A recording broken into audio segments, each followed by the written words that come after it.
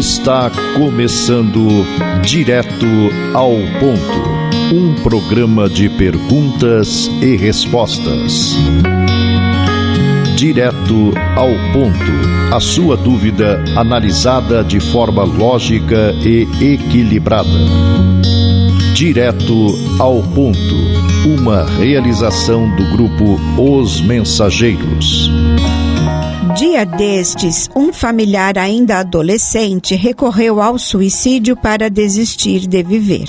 Aprendi na escola religiosa em que me formei que almas assim estão fadadas a queimar nos infernos pela eternidade afora. O que diz sobre isso o Espiritismo?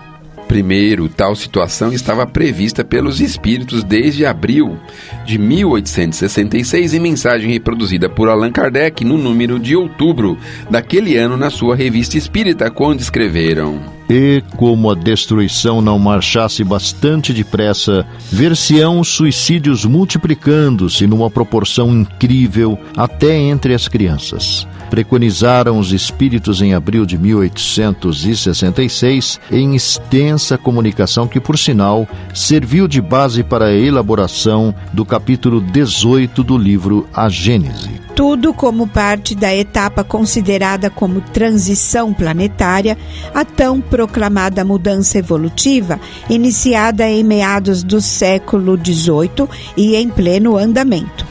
A prova do acerto de tal prognóstico está refletida o resultado da pesquisa desenvolvida pela OMS, ou seja, Organização Mundial de Saúde, e divulgada há um mês, apontando o suicídio como terceira maior causa de morte de jovens entre 10 e 19 anos. Segundo, o suicídio, abominado pela maior parte das religiões tradicionais, encontra no Espiritismo uma visão mais racional, causada ou por vários transtornos psicológicos e psiquiátricos, e terceiro, segundo depoimentos de espíritos, eles cederam à ideia como induzida por influências espirituais vigorosas. Cogitações sobre o assunto podem ser encontradas em abordagens na Sociedade Parisiense de Estudos Espíritas, como as reproduzidas no número de novembro de 1858, na seção Problemas Morais. Na verdade, duas situações foram propostas ao Espírito São Luís, objetivando conhecer a possibilidade e a posição da espiritualidade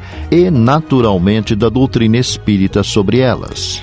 A primeira buscava entender a aparente contradição existente entre a atitude do indivíduo que alimenta a ideia do suicídio, mas reage defensivamente diante de uma ameaça de morte pretendida por outra pessoa, no caso de um assalto, por exemplo. Se a pessoa quer morrer, por que se defende? O dirigente espiritual dos trabalhos daquele grupo de pesquisa explicou que o fato se dá porque o homem tem sempre medo da morte. Quando se suicida, está superexcitado, com a cabeça transtornada, e realiza esse ato sem a coragem nem medo, e, por assim dizer, sem ter conhecimento do que faz. Ao passo que, se lhe fosse dado raciocinar, não veríamos tantos suicídios. O instinto de conservação no homem o leva a defender a própria vida, e durante o tempo que decorre entre o momento em que o seu semelhante se aproxima para o matar e o momento em que o ato é cometido, ele tem sempre um movimento de repulsa instintiva da morte. E este o leva a repelir esse fantasma, só apavorante para um espírito culpado. O homem que se suicida não experimenta tal sentimento, porque se acha cercado de espíritos que o impelem, que o ajudam em seus desejos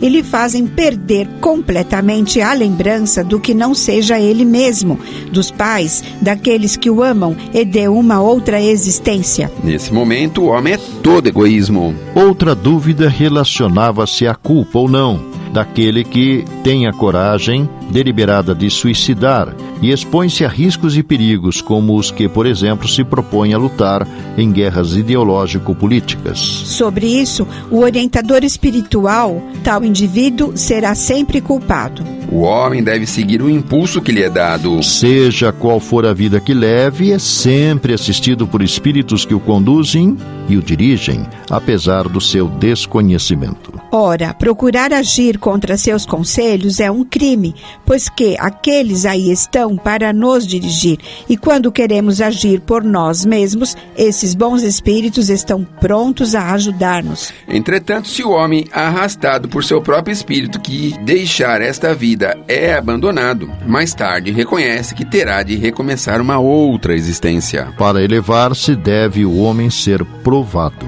Parar a sua ação por um entrave em seu livre-arbítrio seria ir contra Deus. E nesse caso, as provas tornar-se-iam inúteis porque os espíritos não cometeriam faltas. O espírito foi criado simples e ignorante. Então, para chegar às esferas felizes, é necessário elevar-se em ciência e sabedoria, e é somente na adversidade que adquire um coração elevado e compreende a grandeza de Deus. Demonstrando o aspecto democrático das reuniões, um dos participantes externou sua opinião, segundo a qual teria percebido uma contradição nas últimas palavras do instrutor, ao dizer que o homem pode ser arrastado ao suicídio pelos espíritos que a isso o excitam, cedendo, portanto, a um impulso estranho. Esclarecendo, a entidade afirmou não existir contradição. Quando disse que o homem impelido ao suicídio era cercado de espíritos que a isto o solicitavam, não me referia aos bons espíritos que fazem todo o esforço para o evitar. Isso deveria ser subentendido. Sabemos que todos temos um anjo da guarda, ou, se preferis, um guia familiar. Ora, o homem tem o seu livre-arbítrio. Se, a despeito dos bons conselhos que lhe são dados, persevera nesta ideia criminosa, ele a realiza, no que é ajudado pelos espíritos irresponsáveis e imperfeitos que o cercam e que se sentem felizes por ver que ao homem ou espírito encarnado também falta a coragem para seguir conselhos do seu bom guia, por vezes de espíritos de parentes mortos que o rodeiam, sobretudo em circunstâncias semelhantes.